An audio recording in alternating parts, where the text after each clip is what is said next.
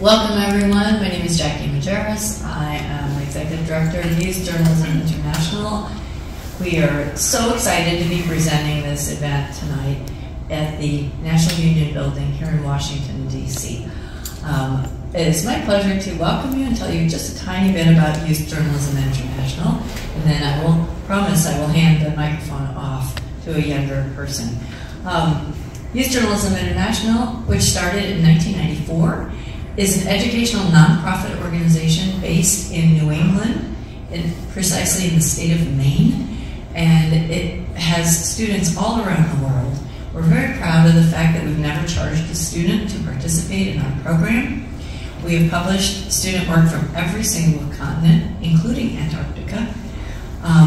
We go back many years into 1994, as I said, and have many distinguished alumni in our ranks. And two of them are here. One of them I'd like to introduce to you is Emily Cooch. Emily is currently working in Washington, D.C. at the Freedom House.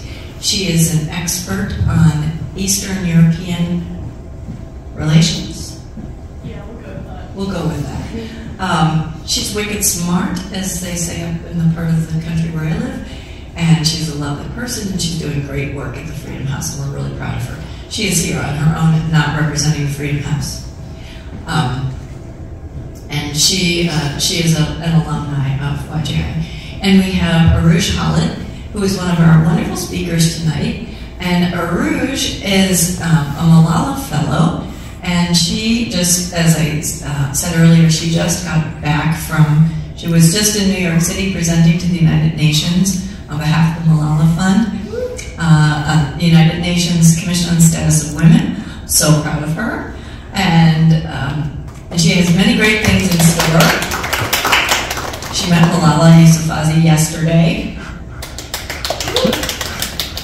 And maybe she'll tell you a little bit about that, I don't know. But can I say what you're doing this fall?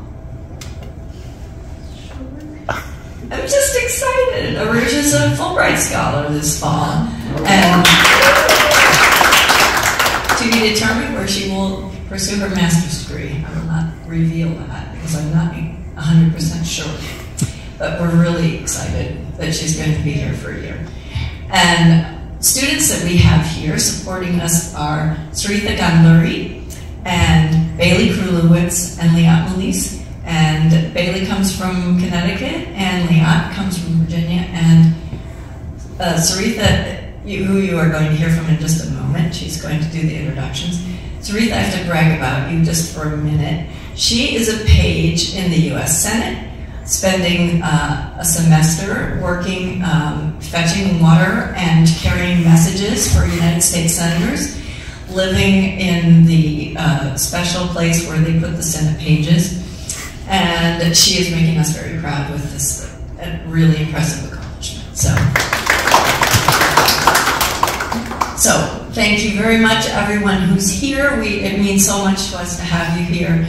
And without further ado, I guess I should say for posterity that if anyone really appreciates the kind of work we're doing, please feel free to contribute on the Youth Journalism International website, which is youthjournalism.org.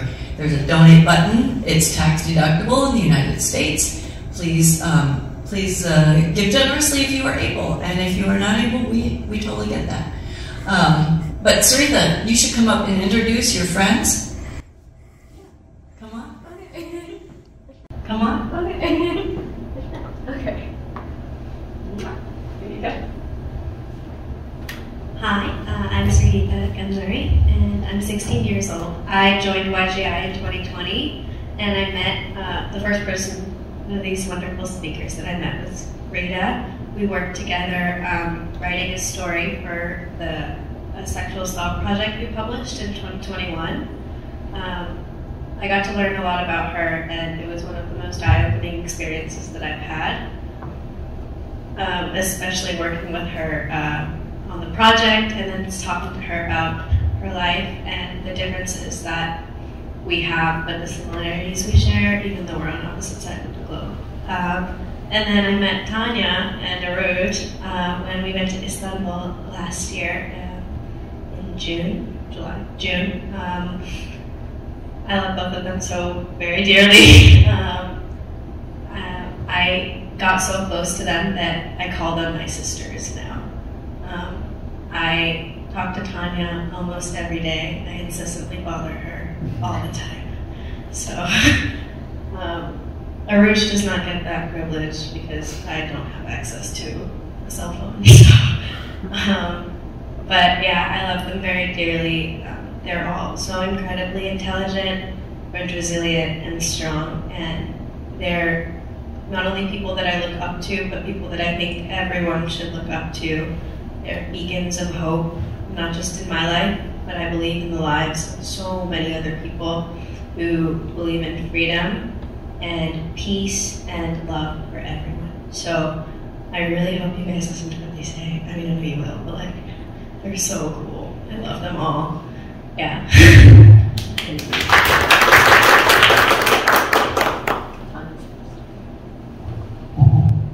Thank you, Sarah. Since you didn't say what you're doing. What I'm doing now, like in life. Okay. Well, my name is Tanya, as you already figured out. I'm a Georgetown student. I'm a freshman this year. I just came to the US in August. Is it okay? I hope it's okay. Yeah, so I came here in August and I'm studying international politics and international security in Georgetown University, and I'm probably a minor in diplomatic studies. Okay, so I'm not sure how this presentation is gonna go, to be honest.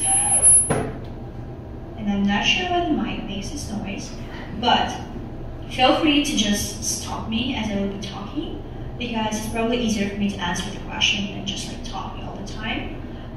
But yeah, we'll have a question time after my presentation as well. So I'll probably start with telling the story just like generally about the Ukraine war that started. Should we do something? It's okay, the mic is expressing its discomfort. Yeah. So I'm from Ukraine, from Kharkiv, that is in eastern Ukraine, and I will be telling the story of the past year, how it was.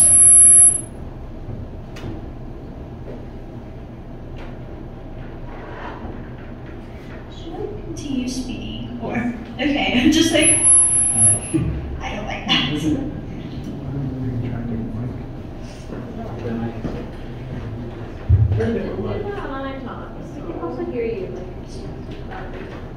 Okay, so do you want me to speak loud? Like this? Yeah. Can you still hear me? Oh, okay, because I can. Alright, so I'll be just telling the story about how this past year meant for me and my family. And if you have any questions about Ukraine or just generally about the history that I might not be presenting right now, I just might like forget some things sometimes. But like I can tell you more if you just ask me. So that's how it's gonna work. So the first thing you should probably know that the war actually started in 2014 and started with the occupation of two regions in eastern Ukraine, the neighboring regions for me, which is Luhansk and Donetsk, and also the occupation of Crimean Peninsula, which used to be my favorite place when I was a child. I used to go there with my family every summer like for the vacation because it's on the coast of Black Sea, and my brother also worked there. Yeah, and a little bit about my family. I have an older brother and my parents, obviously. My brother is 14 years older than me, so I grew up basically as an only child because he always was away. He was a student and then he worked. And both of my parents, they both work in military. So my dad, he served in Afghanistan a long time before I was born, like in the 80s. And he unfortunately got like a concussion there. So he had like a disability after he came back from service. And my mom, she worked in the military office, but she worked mostly with families of soldiers and like their documents. So she was like not a soldier herself, but yet she still is a part of armed forces of Ukraine. And my brother, he also decided to follow that path. So he worked in the military basically my whole life that I know him. Yes. So in 2014, the occupation happened. I was like 10 years old, and I didn't really understand what was going on. But my parents just one day told me that this summer we are probably not going to Crimea, which was very sad. But no one realized that it's going to be like this. Like it's going to take so many years, and it's going to be a lot of deaths and a lot of terrible things happening in Ukraine. Why the occupation happened in 2013? Before that, Ukraine had a very close ties with Russia. After the collapse of the Soviet Union, we were still kind of like friendly countries. We had like economic ties, and in general, like Ukraine was very connected to Russia. Also, a huge population of Ukrainians do speak Russian. I myself speak Russian at home because I'm close to Russian border, and it's just like very common in my region to speak Russian. However, everyone speaks Ukrainian as well because that's the only official language in Ukraine. Well, what happened was our president at that time, he was very close friends with Russian government, and he basically wanted to keep it that way, while citizens of Ukraine really wanted to join the European Union, and they just generally were more focused on the West, because the West is more developed, obviously. And when our president promised to sign the agreement with the European Union for like some economic trade, and he didn't do that, people got very mad, and that when the Maidan revolution happened, it was a protest, a huge protest in the center of Kiev that was happening for like months, and hundreds of people died during that protest because it was very bloody. Basically, the government forces were fighting the civilians who were peacefully protesting, and it all basically became a revolution. So the president had to flee the country. He just ran away. Had a new election, but that also gave Russia an opportunity to occupy the regions when we had this like very disturbing situation in the government and generally in the country. So since then, the war began, but not a lot of people knew that, especially not a lot of people in the US, because a lot of people asked me like what it was like during these years, because no one even knew that something is going on in Ukraine. Not a lot of people even knew where Ukraine is on the map. But the war was going on. People were fighting in eastern regions. Ukrainian armed forces were fighting, and I myself know it because I heard the stories that my mom was like telling, not necessarily me, but that she was talking about with her like co-workers on the phone. And in general, we all knew that the war is happening, but it was very locally concentrated on the eastern regions. And even though I live close, but I was never like basically affected by that. However, I had a lot of refugees in my school, like kids from occupied territories came to like study in my school. I did a research project on an alumni of my school that unfortunately died in the war. He basically like blew himself in a tank to distract the enemy, so his like regiment can do something. So he did it on purpose. He was like a self kind of bomber. I'm not sure who would say that, but yeah. And it all was happening throughout these 8 years, and we all knew that at some point something has to happen for this to stop and for us to get back our territory back. But no one expected, like no one knew when it's gonna come. Like it's been 8 years by the time that Russia attacked in February, and I remember, like recently I remembered that we knew that something is going on like a few days before the invasion happened. Like we felt that there were like news that Ukraine was preparing something, but people did not expect it to be like that. On February 24th, 2022, I woke up basically because my mom was going to work. As I said, she works in the military office, but that was like 6 a.m., so that was too early. And the first thing that she told me, she was like, the war has started. So she just ran to work, like she got ready in 10 minutes and she had to go. I was not understanding what happened, but apparently that morning there were like 2 explosions in my city. Just Russia attacked whole Ukraine at the same time in the morning when no one was expecting that. And people started to panic. My mom sent me to the store to get like basic products like for the next few weeks, just in general, so we had food at home because no one knew what was going to happen. She also told me to go to the bank, get cash because if the cards would get like blocked, we basically don't have any money. So that was just like a panic that morning, and the first thing I did was like basically I ran away to the store, and there were like huge lines of people. We already had like a food shortage because people were like just getting all the food, all that was in the store, and that was by 7 a.m. So at 6 a.m. I just woke up, and by 7 a.m. just like the whole city was awake, and not just city, the whole country basically. I met with my friend, I remember, and we both went to like the store and bank, and people were already like packing suitcases. They were like running with like suitcases and bags around the city, and people were leaving. No one knew what was going to happen. And my brother, this is probably the story that I should tell parallelly. So I'll have some pictures, but I'll probably go there a bit later. But yeah, my brother, he worked in Mariupol at that time. Mariupol is a city that is close to Russian border and is located in one of the occupied regions, but it was not occupied by the time that Russia fully invaded Ukraine. He was living there with his family, and he was part of the Azov regiment, which is the Special Forces of Ukraine. It's a very strong and very competitive regiment, so people need to like get through this whole like application process to get in. Not a lot of people can handle that. I'm surprised that my brother did, but he's a great soldier and he was like prepared. He really wanted that.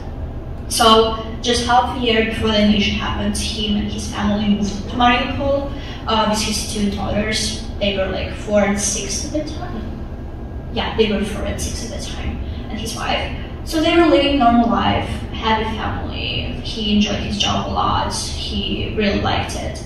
On the 24th, when the invasion happened, obviously he was basically called to work immediately. And by this time, by today, the city of Mariupol is completely destroyed. There are like no water, no heat, no buildings at all, and it's completely occupied by Russia. So they were fighting for months, him and his regiment especially, because they're like based in that city, so they were like supposed to protect it. But because it's very close to the border with Russia, it was attacked like a lot. And today is actually the anniversary, kind of like not anniversary, but the year since Russia bombed the like theater that was located in the center of the city, and there were like people, like citizens hiding there, and they had like, this huge word like kids near it, so the Russians like would see it from the sky and would not bomb it because it was just like a shelter for civilians who were like hiding from the shellings, and Russia like intentionally bombed it, so like about 100 people died that day, and just like kids. Why I'm telling this is just like, to understand how hard it was, especially in those regions that were like closer to the border, because I was like my city, it is located in Eastern Ukraine, but it was not occupied. It was bombed a few times, but it was not occupied. But under the occupation, there were like, different conditions. So going back to the timeline, on 24th he went to service, and his wife and kids were lucky enough that the day before they came to visit their the wife's family in my city. So they basically escaped, because if they would stay in the city, they would not be able to leave it.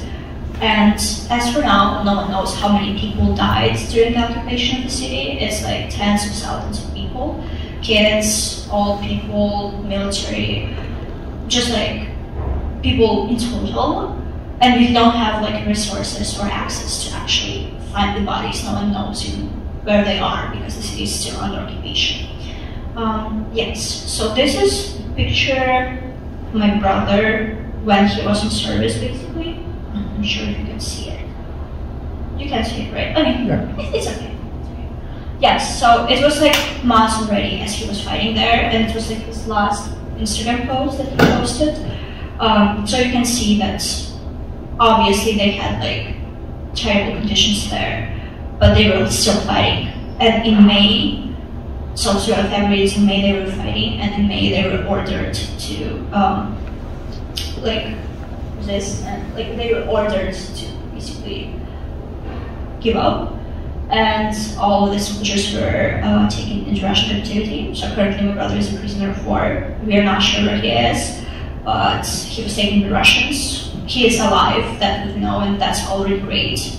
But unfortunately, not much is happening with prisoners of war currently, especially of this specific regiment, because Russia really doesn't want to exchange this specific regiment. They basically call them like Nazis, and they have a very strong feelings about this specific forces. Yes, this is the story of my brother, very shortly. Also, I can show you pictures of my nieces, his kids. This one was, I think, I'm pretty sure they did this picture specifically for the article that I was writing when Jackie asked me to write how it was during when the war started, how it was. And this is like them writing a little picture for their dad that they're like waiting for him home. Yes, and again, coming back to the timeline. In February, I spent the February at home. I was home for about a month since the beginning of invasion. But my dad, he also decided to go to a service, even though he was not supposed to because of his trauma that he got in Afghanistan. But he basically said that if my son is fighting, I'm not going to stay home. So the next day after the invasion happened, he just went to the military office. They sent him home, and they were like, we will call you if we need you. But there were like enough volunteers, enough like strong men who were willing to fight. So he was not needed there.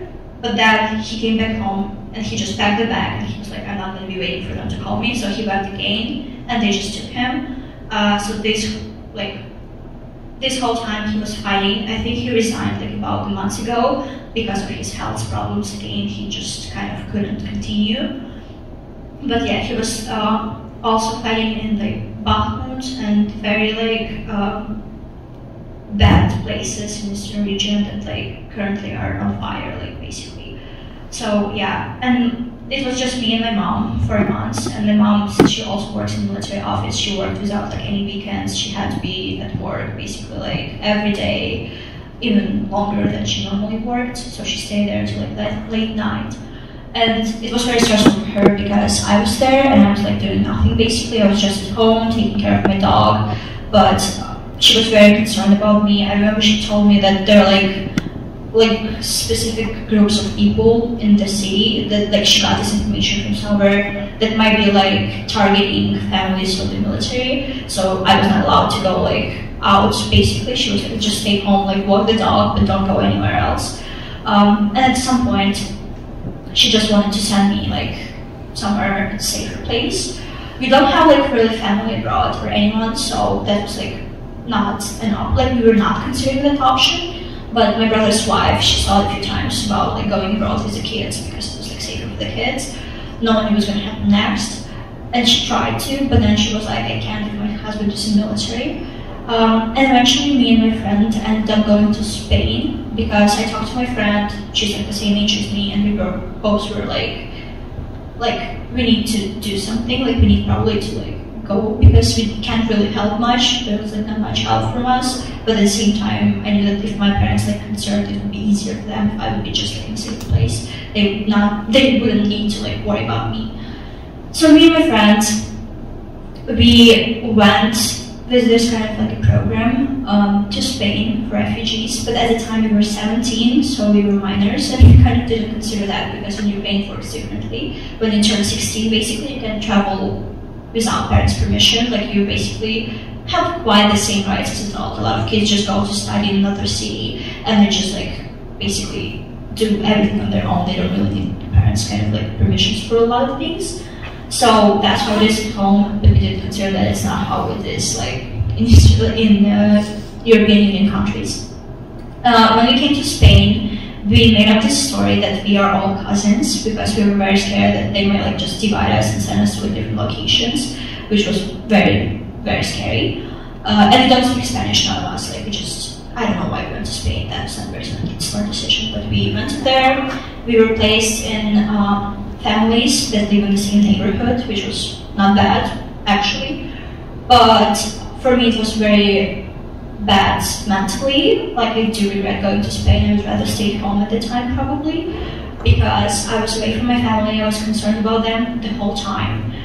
People around me were not speaking, like, English. Like, they just, like, some of them just didn't know English. The others just didn't want to speak English, so they all were speaking Spanish. And also, this was during my gap year, so I was not enrolled in school. I graduated when I was 16. So this was like my gap year that I took to apply to the colleges in the US. I also had my college decisions coming. I still was like kind of in the middle of the application process. So I was like not socializing in Spain and didn't like go to school or too much. And this whole time period that I spent there was like awful. Eventually I ended up going back home. My mom came to like take me back, basically, because they were not even letting me to go back. They were like, you need to like someone to come and get you. And I was like, not really, because I can just like travel with my Ukrainian passport. Like no, like there won't be any questions at the airport. But the government of like Madrid, which is capital of Spain, did not let me. So eventually my mom had to come and pick me up. Yes, so I have a few pictures that I can briefly describe.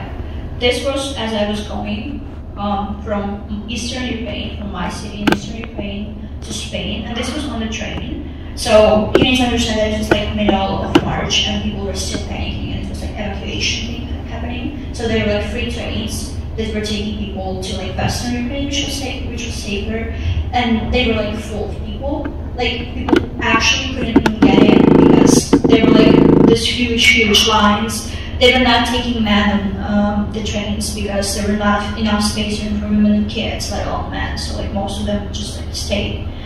They were like animals, like this poor dog. They were like actually sitting there like in the hall the whole time because there were like no space in rooms. There were like 14 people in the room that is supposed to like there was like meant to be for 4 people. So they were like dogs, and then where is it? Okay. Just gotta open it now. And there were like babies crying all the time, like a lot of kids, like small kids. It just was awful, and the road takes about 2 days to the western Ukraine, and we also couldn't go like the normal way because no one knew if the Russians were gonna bomb like a train station or something. So we had to stop every few hours and kind of like change the route. So like no one basically knew how we go. We also were told to turn off the phones and the location so no one could like find us. Yeah, and this whole thing took 2 days before we came to the train station western Ukraine, and that's how it looked. And from this kind of like picture, you can't really see how many people there are, but there were like so many, like there were like thousands of people, and it was just like crazy. There were like volunteers everywhere. People were like taking their like animals. If you can see, you can see, but you can't read. It says like the evacuation train to Poland on that like orange banner kind of. So it was just like crazy what was going on. And then we had to go to the Polish border. Like this is how it looked, and again you can see, but there were like thousands of people, a lot of Polish volunteers. We had like a lot of food. Basically you could like get all you might need it on the Polish border. Like Poland really helped a lot. There was like food for dogs, for like animals, for people. There was clothes, any kind of like medical supplies that you might need. It was on the border when people were like waiting. So like that was actually amazing. This is me and my mom already in Spain as we were going back. I already said it, that is not that sad, so I should put it.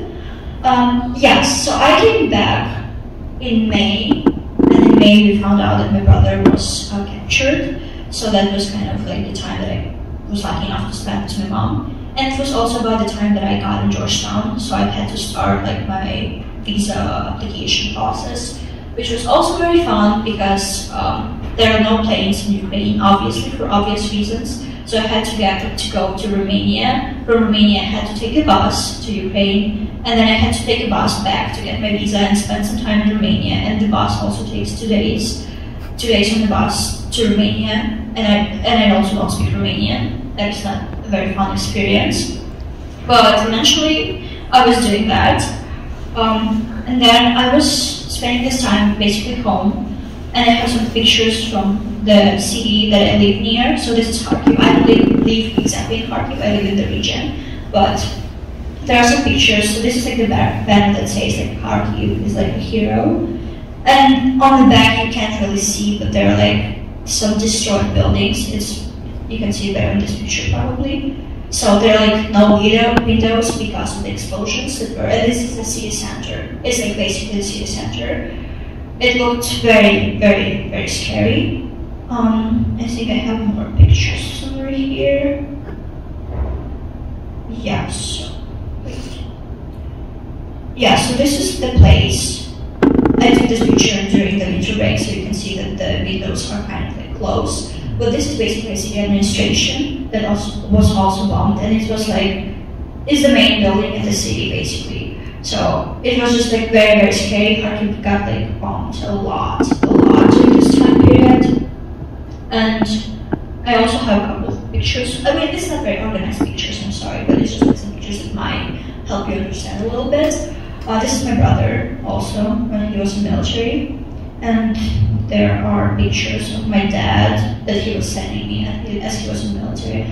The thing about like my dad, that he had connection during his service, so sometimes he was like texting us, but there were like no connection with my brother. Like I texted him last time on February 24th, and that's it. Like he contacted his wife maybe a few times throughout this 3 months period till May, but there was like no connection in the city because the city was like basically getting destroyed.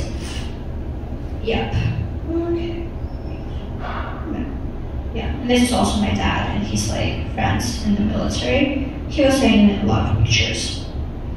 So somewhere in August, I left for Georgetown. Very fun experience. I really like Georgetown. If you have questions about that, you also can ask me. But basically, since then, not much happened.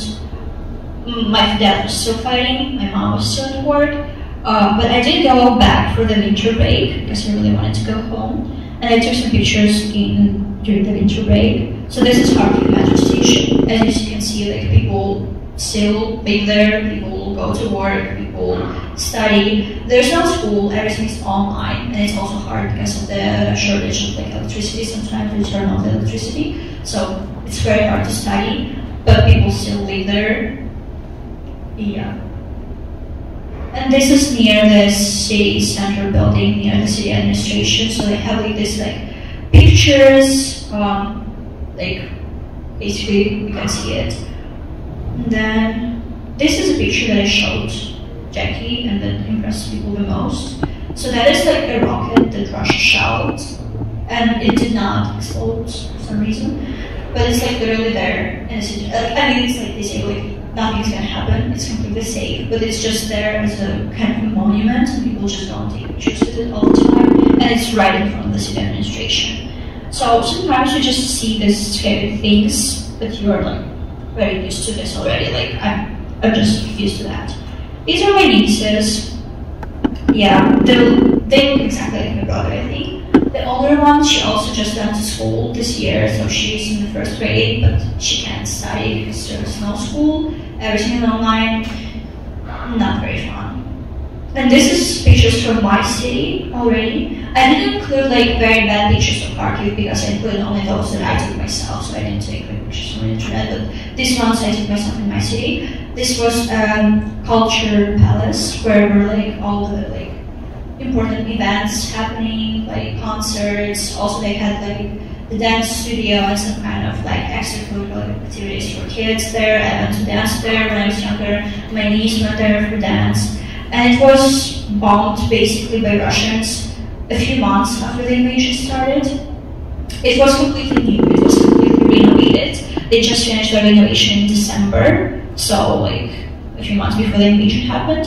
And it was like new inside and out. It was like an amazing place. And now we're just like it says like the entrance is forbidden. But now it just like looks like this. So it was very scary. No one died, luckily, like no one was there. But 11-year-old girl was injured. She's fine by now, but that was like, actually very scary.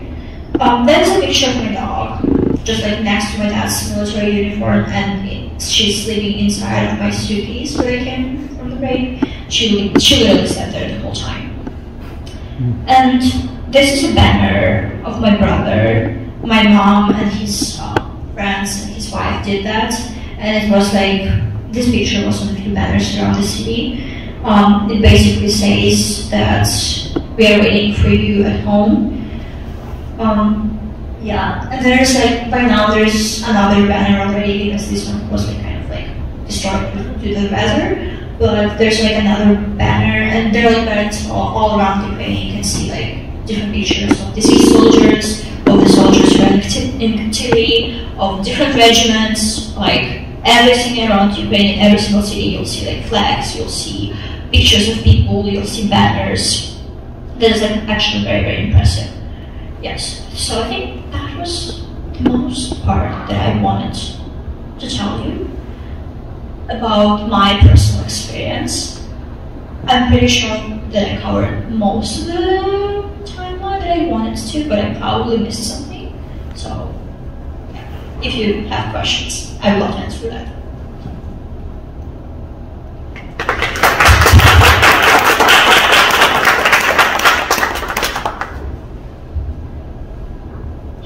Did you plan to come to college in America before the war, or was you already had? Yeah, so I took a gap year in 2021 because I was accepted to a scholarship program in Ukraine that basically helps you to apply to the universities in America. They help you with the preparation, with the test scores, but like the US universities usually give like a full scholarship for the people who are in my program. So I was planning to study in the US. I basically wanted to study in the US my whole life, but I got in this program in 2021, and one of the requirements was to take a gap year to prepare for the application process because it's completely different from what we do in Ukraine. We just like do exams and stuff, but that's like not how it works in the US.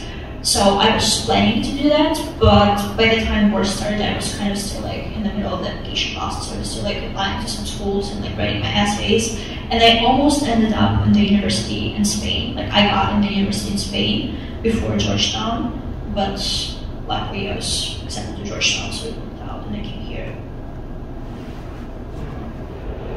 Are your nieces and their mother still in Ukraine, or have they moved to like Poland or Romania? No one moved. Like all of the family stayed in Ukraine because basically they were like, it's our home, we want to stay there. They still live like in our city. They didn't move even to Western Ukraine. Oh, okay. Like they could have, they planned to. They were talking about it, but in the end they just said like, no, we can stay.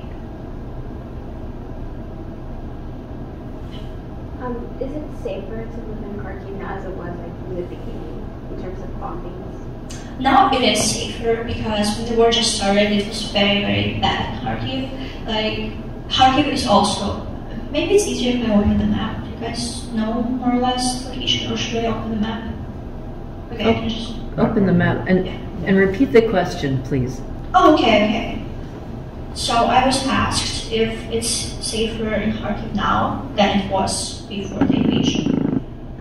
Let's see. Please work. Well, I guess they pushed back the Russian army, but they're probably getting bombed. Oh. It's gonna take a minute, but we'll get there.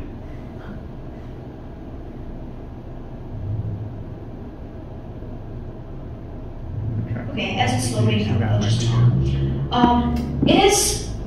It's never safe, like, you never know what's gonna happen. Okay, so, any map works.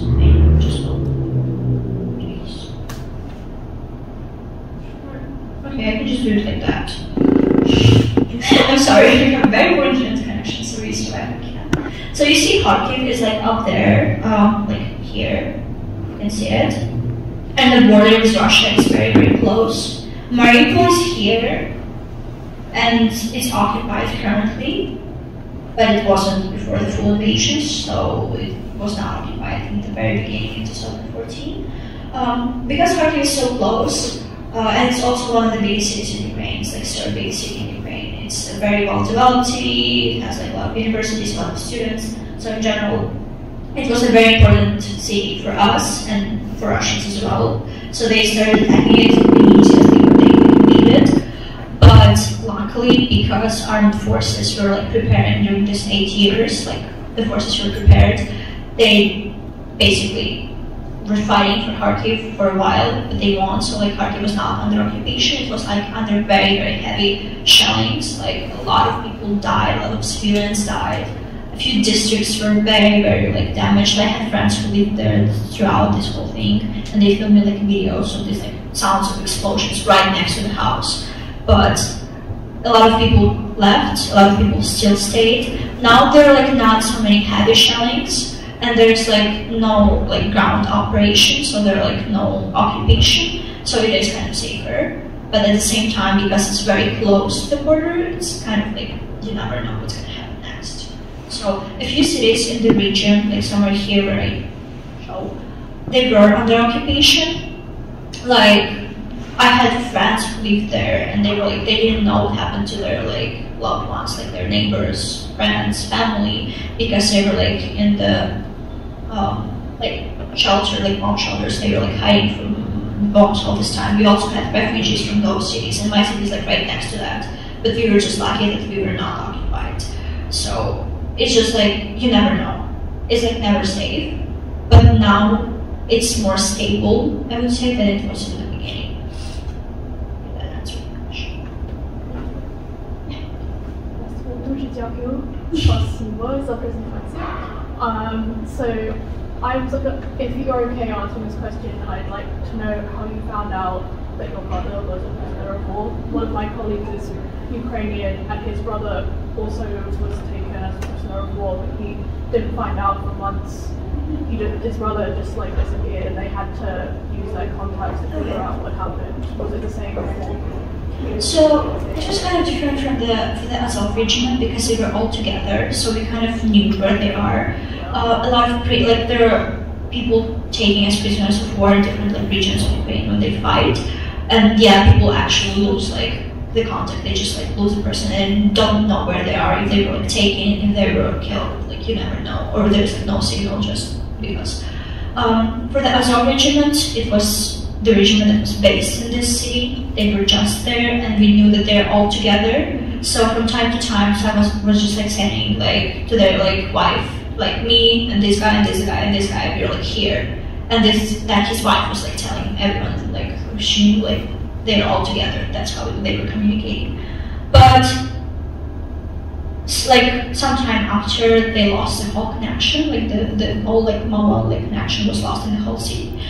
We didn't know where they are, and how we found out, we saw the video that was published by Russian media on the day when they were like taking all the people. We just saw my brother in that video basically, and we recognized him, which was like also not easy because he didn't look like he usually does, you know. But yeah, we found out that way, and also the Red Cross, they were supposed to like keep the list of the people. They were like supposed to watch this whole thing happening.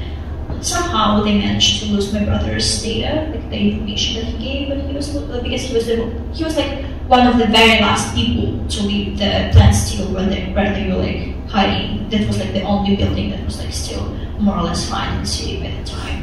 They were all there, and like he was one of the last people to leave that building. So Red Cross basically almost lost his information, and my mom and his wife, they had to like call a bunch of different organizations, leave their contact information, give his contact information. So it took a lot of time to confirm, but basically just saw that video, so that's how. Thank you so much. You are really brave, and I have one question, maybe two. The first question is how divided or how like do people stand together against the war in Ukraine? That's number one. And number two, now you are here, do you have a Ukrainian community where you can share your experiences, and do you all like more or less at least share the same stand against Russia also?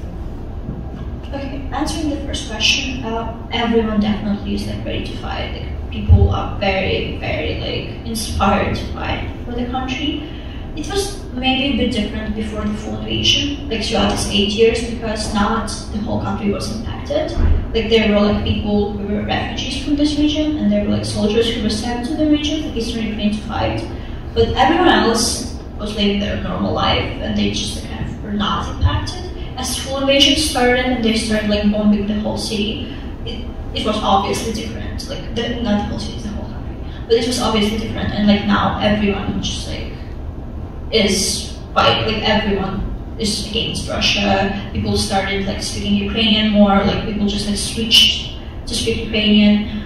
It's hard like for my parents, for example, like grandparents, to speak Ukrainian because their school was in Russian in the Soviet Union. Like they went through the Russian school. They had Ukrainian classes. And I mean, my mom works in the government institution, so she speaks Ukrainian, obviously. But it's like harder for her. But like I went to the Ukrainian school, so I'm like fluent in Ukrainian, and still like because of my family and the region, most of my friends and me, like we all spoke Russian.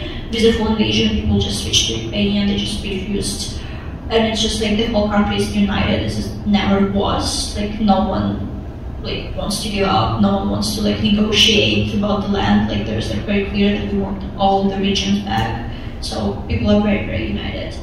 Second question, Ukrainian community. I came to study in Georgetown with 3 other kids. So we all, like 4 of us, started as freshmen. Yeah.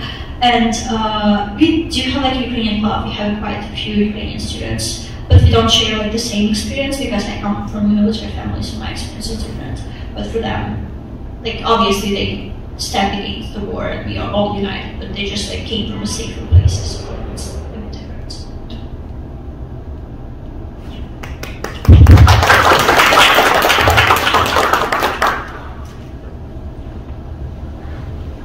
I would like to begin by thanking Tanya for sharing her story.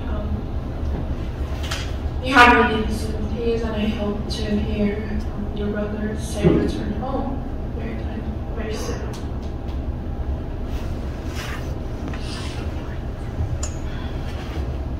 I have a presentation. Frida, can you tell everybody your name and what you're doing now? My name is Frida. I'm 22 years old. I'm a graduate student of Communication and Media at Marquette University. I came to US last August, so it's been around 7 or 8 months. Everything is relatively new, and my transition has been quite an experience. So I'll be continuing the discussion with the story of Iranian women's revolution. It has a bitter beginning.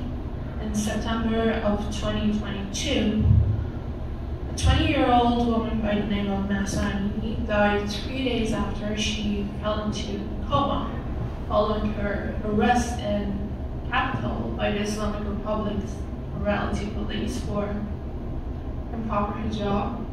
Some sources report her name as Regina because, according to Islamic Republic's naming rules, people cannot hold ethnic names and identities legally. Here you can see Gina in traditional Kurdish clothing.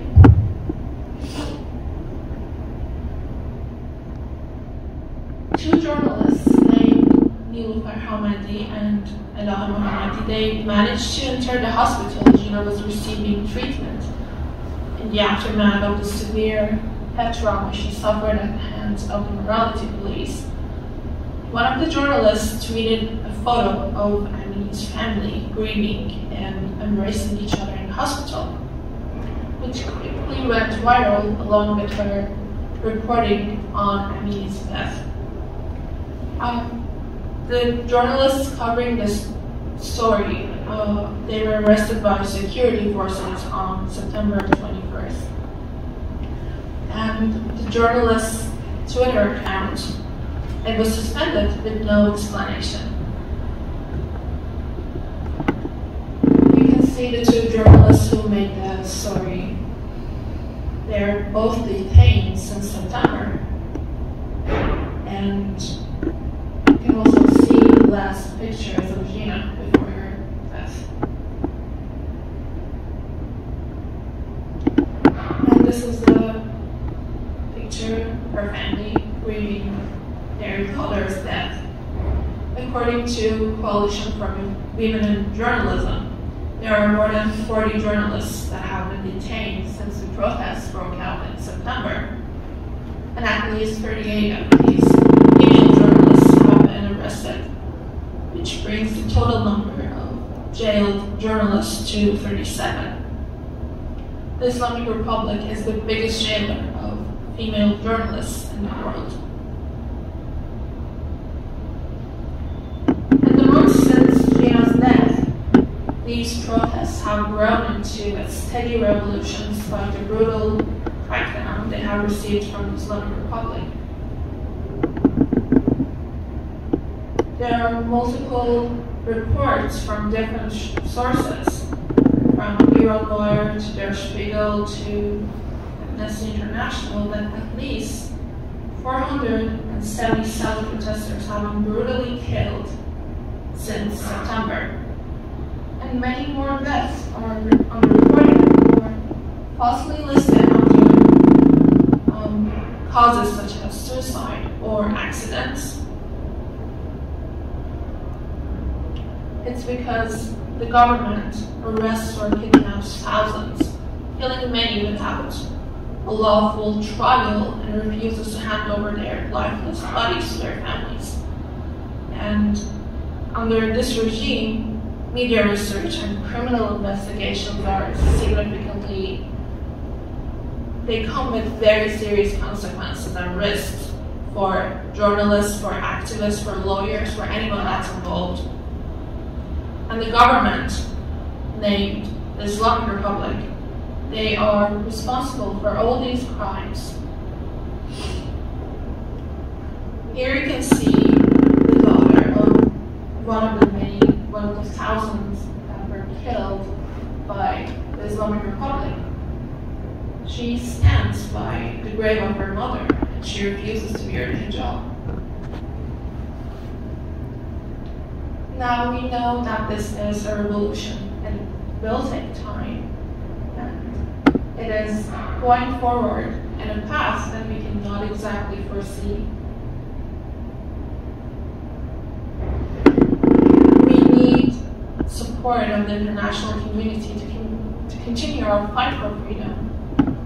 We Iranians face many challenges, including the regime's attempts to silence our voices by cutting off the internet, because they feel very threatened by the flow of information and transparency. One major form of pressure that can be very useful against the regime is making sure that countries, they cut their ties with the Islamic Republic's officials and refuse to recognize them as a legitimate state. They are by no means a legitimate state, and they do not represent Iranians. Public consensus is very helpful, because if you let your representatives know that you'd rather have ties with this regime for once and for all, it's much better than doing business behind closed doors with them. This is a very recent survey, and the question was, if a free referendum were organized on the question, do you support the Islamic Republic, yes or no? Almost 81% of Iranians living inside the country said no. 4% were undecided. And then we had 15% who were actually supportive of the government in charge. This is to let you know that the situation is not a 50-51. There is a strong majority against this government, and that makes them illegitimate.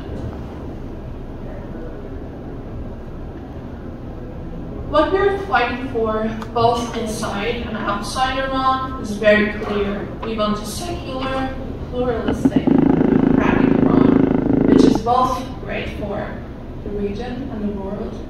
And we continue to raise our voices, to fight for our rights, and to demand the support of our allies in the world. Together, we're hoping to bring about the change that is long overdue. And if you have any questions, please.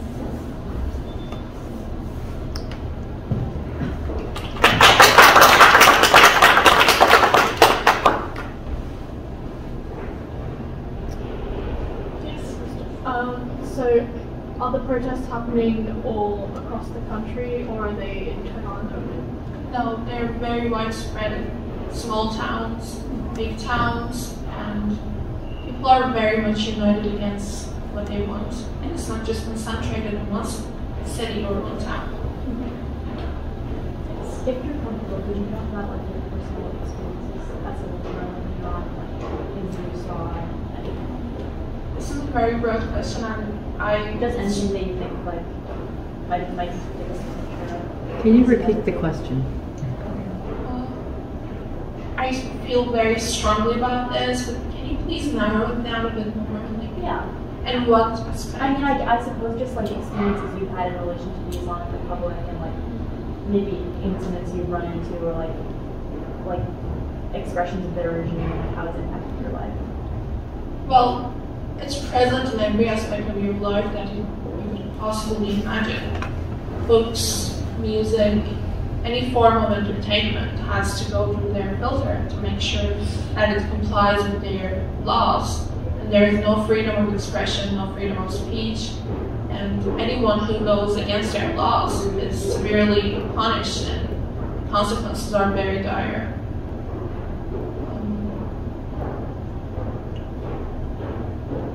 I can't really think of. I can tell you about our family dog. According to their laws, owning and handling dogs in the country is illegal. So you can imagine how they try to micromanage every aspect of your existence, even if you are a pet living in the country.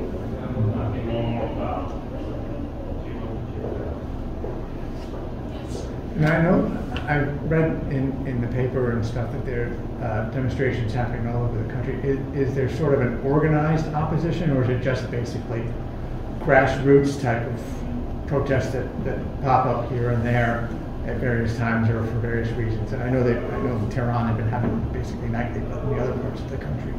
Is there any sort of organized opposition? Well, I would say the protests happening in the streets, they are not very organized, because it's very hard to orchestrate such movements when the control they have over people is very strong. But at the same time, we have this coalition of people against the regime outside of the country, that they're trying to have some sort of cohesion, just give direction to what's happening. So I hope that answers your question. Yes. Can you tell us a little more about Gina? Did she ever think, I mean, she's not with us anymore, but when she defied the morality police, did she ever have, I mean, was she thinking that she was doing something as big as what has happened? I mean, I don't believe she was aware of what she was doing, because anyone could have been Gina, because she stands in so many countries, and I could have been instead of her. There's nothing that singles her out or leaves others behind, and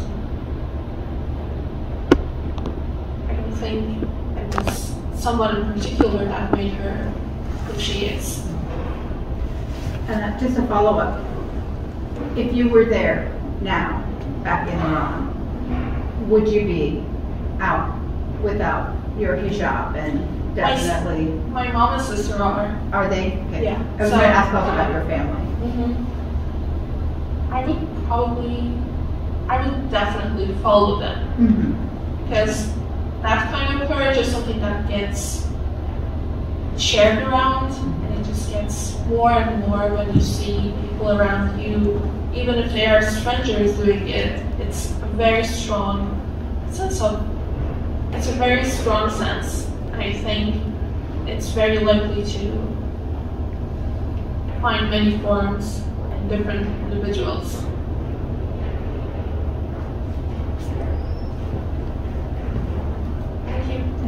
Sure. Thanks for speaking about this.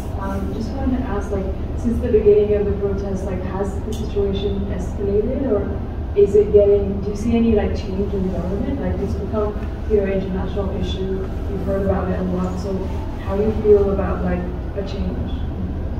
I'm very hopeful about it, but we are not there yet, and the situation is very, very fluctuating. Because it picks up pace, and then dies out for a while, and then it starts picking up again. And it's really hard to see where it's going, but I am hopeful, and I think it's moving forward.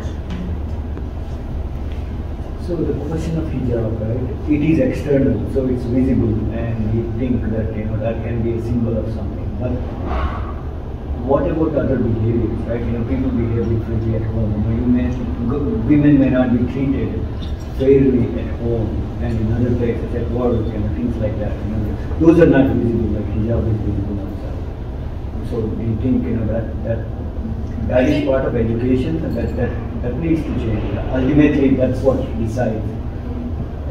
I think it's not only limited to hijab, it's also in any form of rebellion that goes against their laws. And since it's it tries to micromanage every aspect of your existence.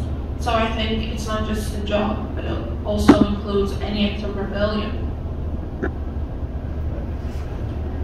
I realize, I know that the clerics are very hard line. Is there any sort of sense that there might be elements of the military that are not willing to go crack down on protesters anymore? That, in the sense that there might be some sympathy within the military to the protesters and against the That would be clerics? ideal if there were any sense of sympathy towards our cause, but I don't think I'm informed enough to comment on that because I'm not in the You're not country. there. Yeah. And, no, sorry.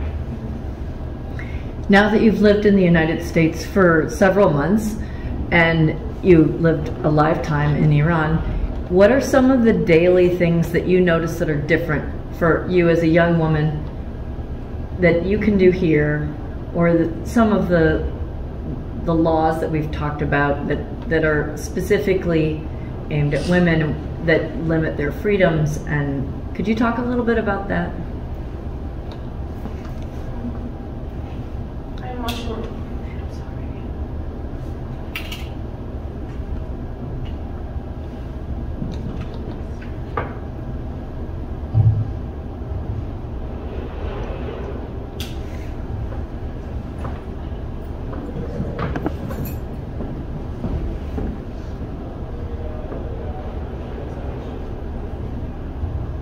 Okay, number one, I hope you can hear me well.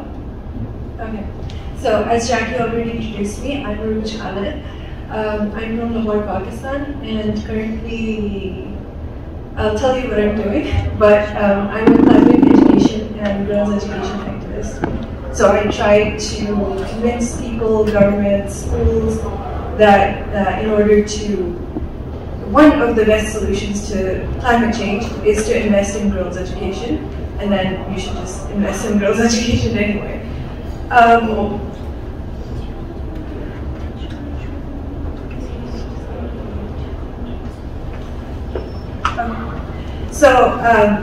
I'm sure Jackie has told you that I was a bit busy the past week. So I've had one good night of sleep, so please ignore just the text on this presentation. And the second thing I want to say is that this presentation might be a good buffer between the very deeply impactful stories we've heard today and whatever we're going to do when we go home. But at the same time, I hope that you, I know that you're here attending this session, but I hope that this is not just a 2-hour session and you remember every single thing that everyone has said today, and you know, just like every day, because I feel like when we hear other people's stories, we sometimes just get back into our life and we don't think about it, and maybe like a week later we'll think about it. But that for them it's going on, it's every day, every second, every hour, and it's happening in your world, the same earth that we all live in. So if you're not going to do something about it, then who is? And can you?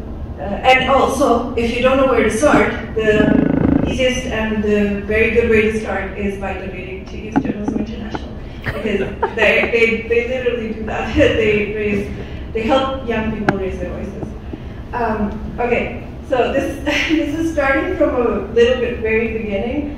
When I was like 13, 14 years old, I got the idea from somewhere that I need to be a journalist, and I printed out the New York Times masthead from like a local printer shop, and I cut it out and put it on my bedhead because I just thought that this is the first thing I should look at when I get up, because I'm going to be the editor at New York Times. And then at the same time, I was like watching these shows, Mythbusters, Cosmos. I was very interested in science, arts and stuff. I also watched Barbie.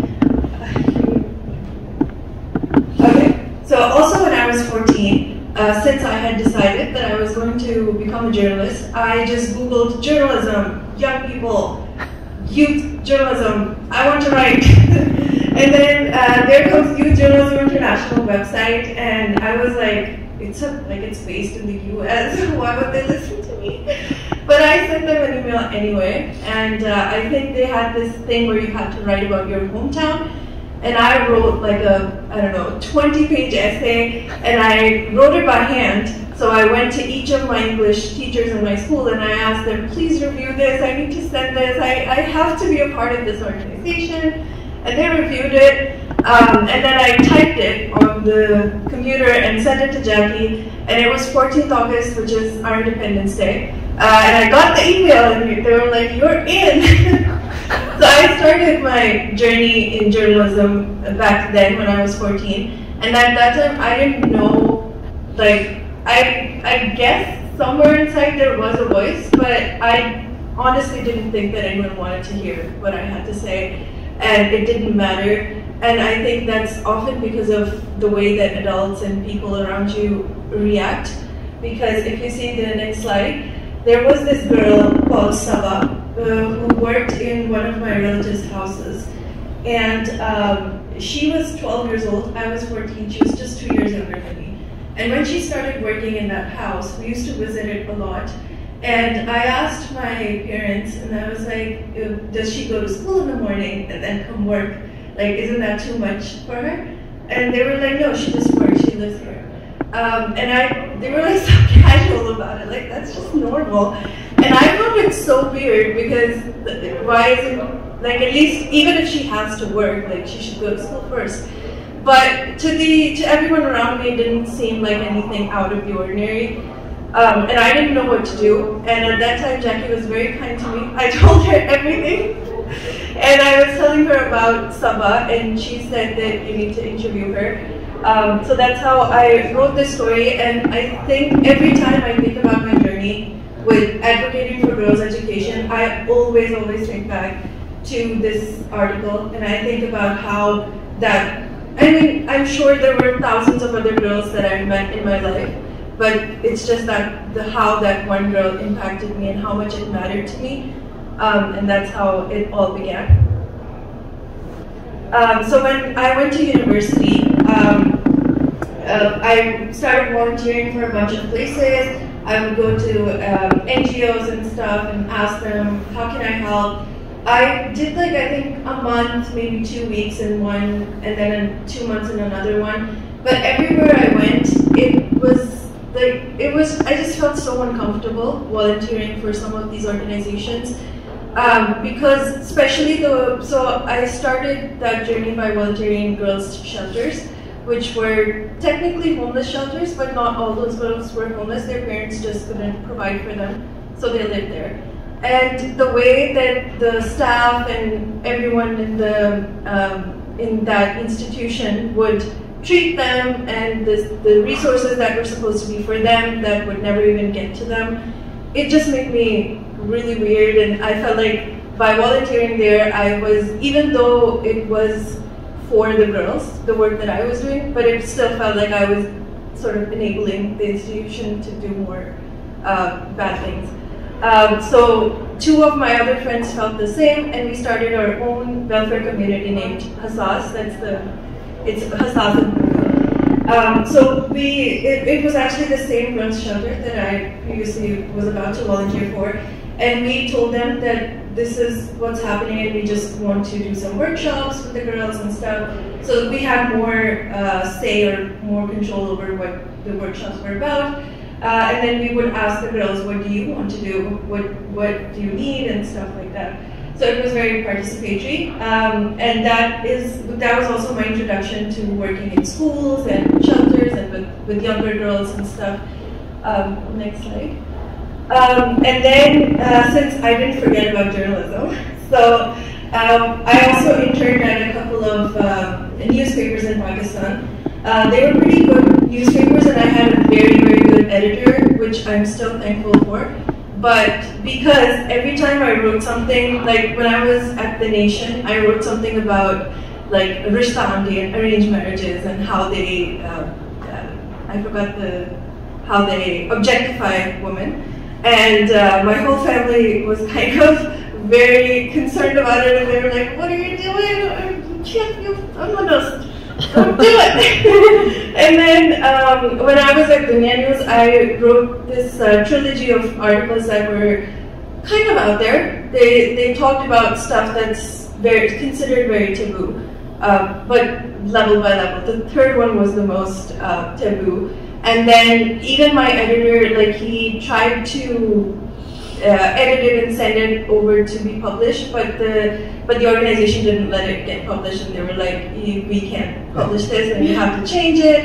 I had to change a lot of it, and then it finally got published. And even when it did, I remember on Twitter, I got so many people saying so many bad things, and I was just a 19-year-old. It was, I think after that, like, I just realized that even if I write, I shouldn't post online.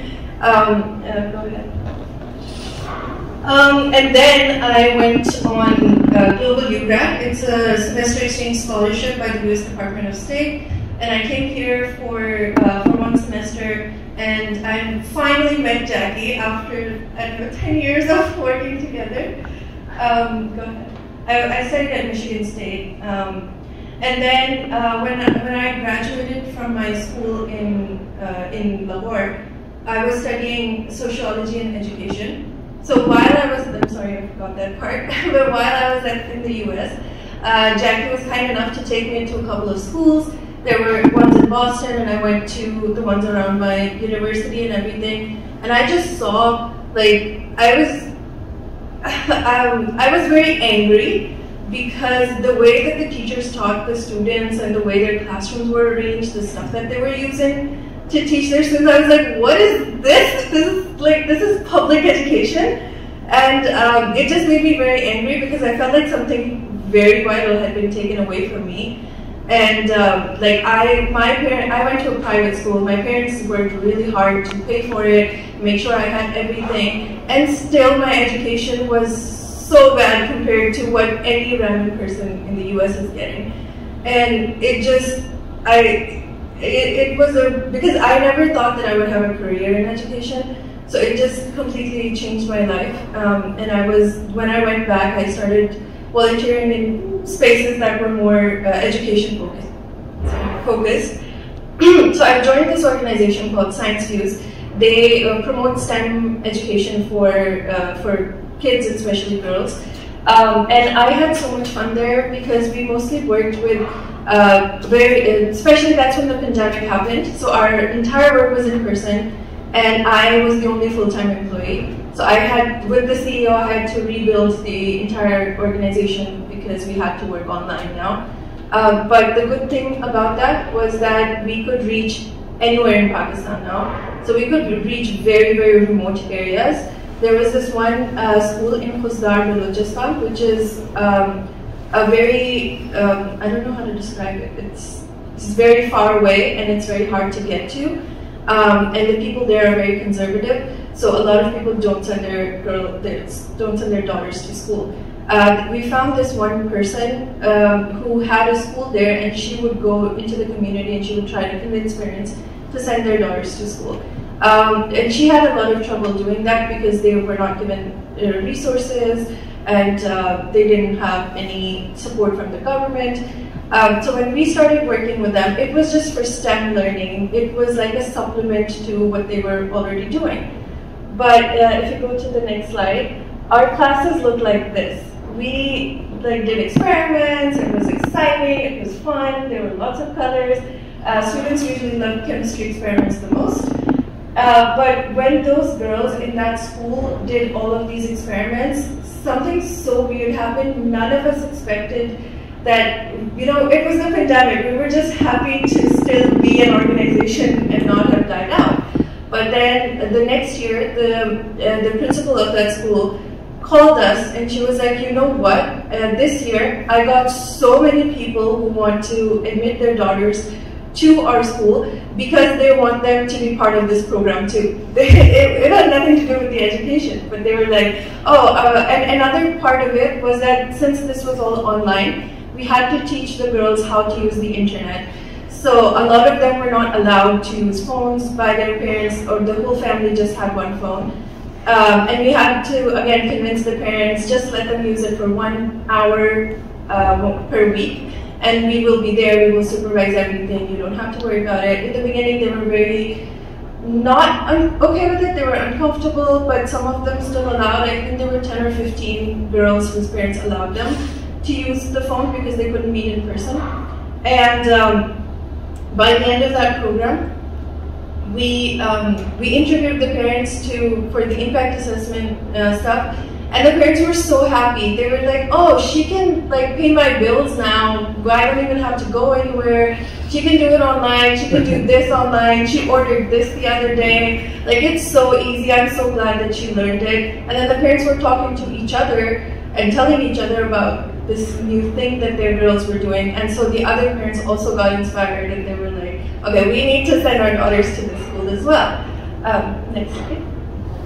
So this work continued, and then we also, so during the pandemic, we also started a podcast, which was Remarkable Women in STEM and Incredible Questions of Science. They were just questions that kids asked, or women who have made discoveries or done anything in science, and we tried to keep a focus on South Asian or regions that are not very represented in this field. And then I think last year in September, we published 3 books, 2 of which I edited and wrote along with other people.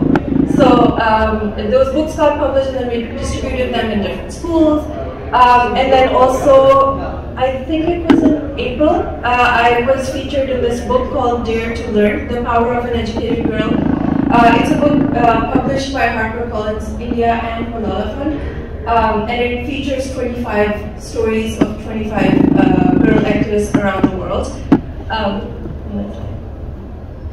Oh, and I also joined the Acumen Fellowship. This was a very good highlight from my life. The Acumen Fellowship, Acumen is a venture fund, and they have a regional fellowship for people who are working on social impact. So I was selected as one of 20 people that year in Pakistan, and we regularly met for, I think, 10 months. There were lots of interactive sessions. They trained us on adaptive leadership, authentic voice, systems thinking, big stuff.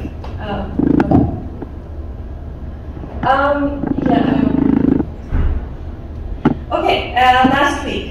So last week I was in New York at the UN, and I got to represent Malala Fund at the CSW, which is the Committee for Status of Women.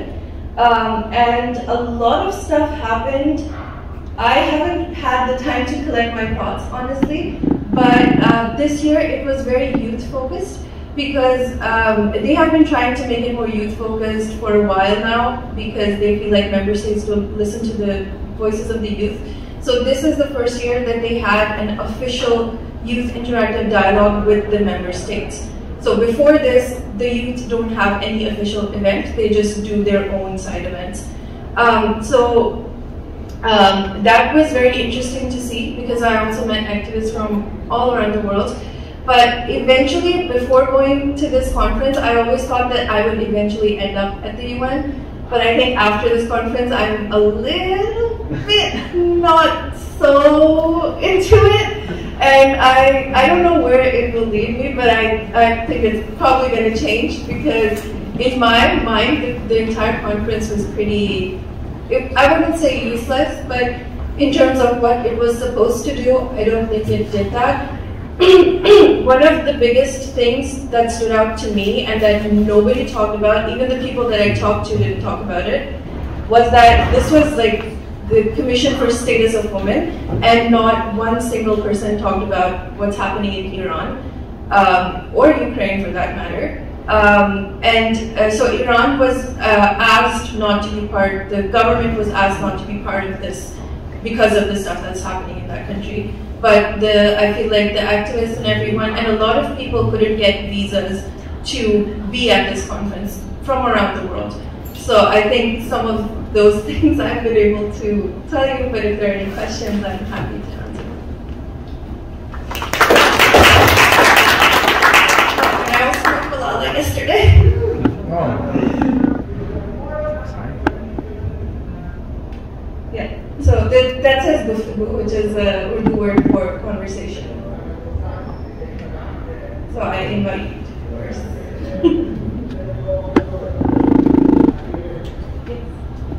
In terms of educating women, especially because you said you didn't see much happening in the UN, what do you think is the solution, or what should people do?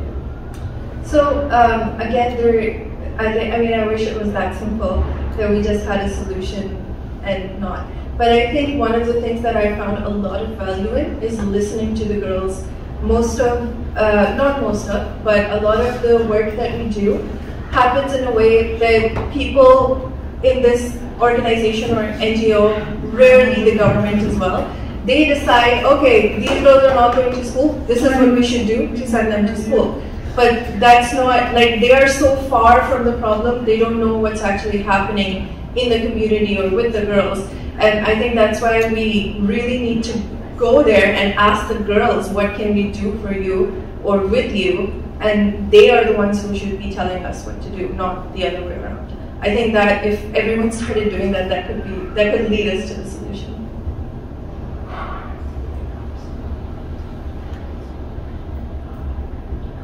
Any other questions? Okay. Well, thank you so much. Oh, sorry. So I just have a couple questions. Well, one for all three of you. How long have you, where did you learn English, and how long have you been speaking English? I mean, was it part of your school curriculum, or was it something that you had to seek out? It was part of my school curriculum, so I learned English since I think I was a baby. Okay. English is required in Ukrainian schools since like first grade, but usually public education is not that good. So kids in school, like if you just learn it at school, you won't speak English. Like I had a private tutor thanks to my parents since I was 6 until I graduated high school. So for like 11 years. But it's also like very cheap and very accessible. Like every single child in Ukraine has an access to like a private tutor. So yeah. It was mostly through my family. Maybe one more question for me. So, first of all, super proud of you, but I'm biased. So, I just wanted to ask, so, that's really interesting, about your observation of the UN. And so, now, what do you think you would do to sort of solve that? Like, for example, like, this is a sort of platform where, like, all these member states come together and there's, like, policy dialogue. But how would you sort of solve that situation where you feel like that's not effective? Yeah, so we actually thought that this issue was going to be solved this year because we had a youth interactive dialogue. We had a way to talk to the member states and everything.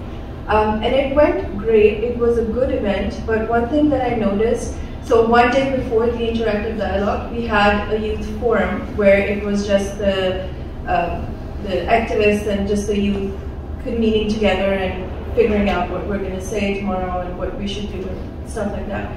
And there was this one person who was saying very, very critical stuff.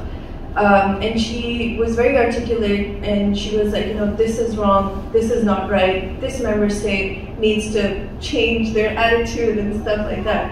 And that was okay at the youth forum, but UN Women were the one who had organized the interactive dialogue. So during that interactive dialogue, I spoke to a few of the team members, and they were very scared that that person is going to say those things again, which really just shocked me because it's literally the youth interactive forum. Youth is supposed to come and raise their voice. So how can you be like, oh, I hope that person doesn't? No matter what they were saying, even if it's not what you want them to say.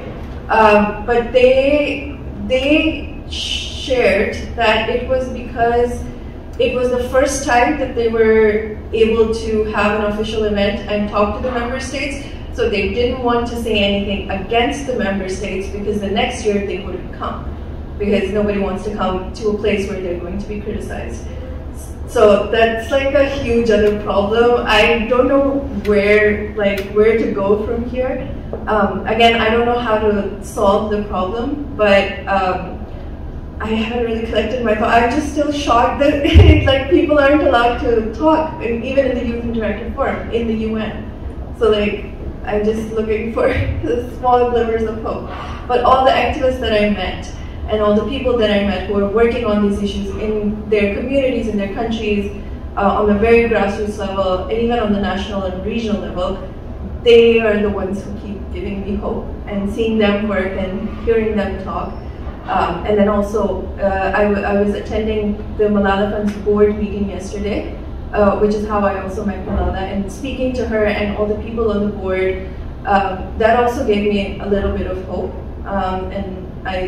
It's the same thing, like you have to hear the people. It's not like you're going to hear the youth or the girls and you're going to know, okay, this is what needs to be done. But you have to keep hearing them, keep asking them, keep working with them for solutions, and eventually we hope that we'll all figure it out.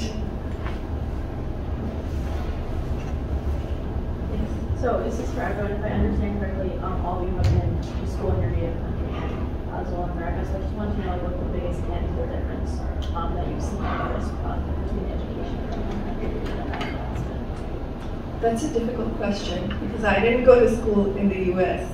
I thought you said you went to Michigan State. Oh, okay, university education. Yeah. I think there were a lot of things, but one of the things that still surprises me is how they tried to, and this might sound very weird to people who are actually studying in these institutions, but they make it so easy for the students to do stuff.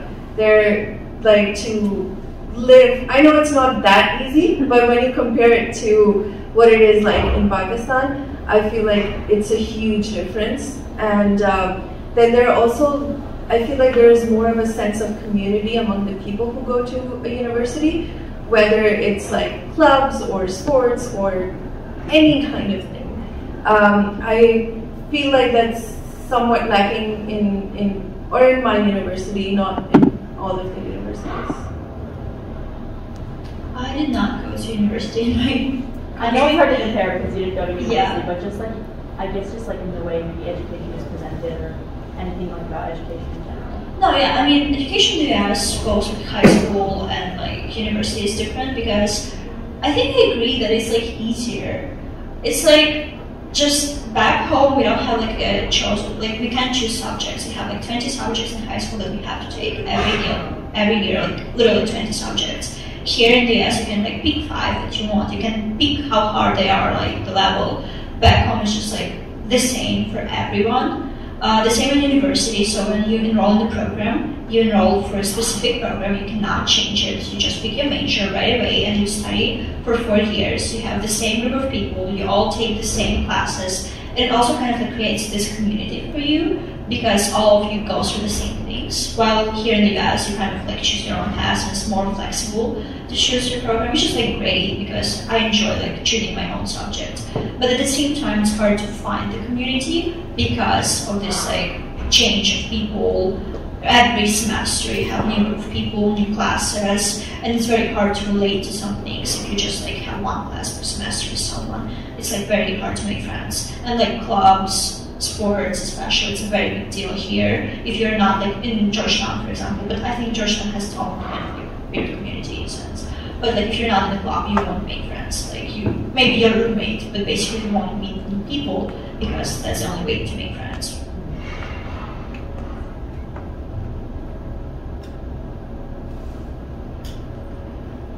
If you have any cold questions, you can ask.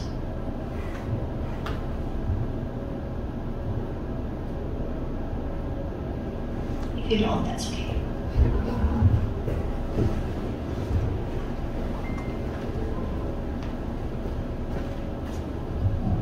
Thank you all so much for being here. Are they not amazing?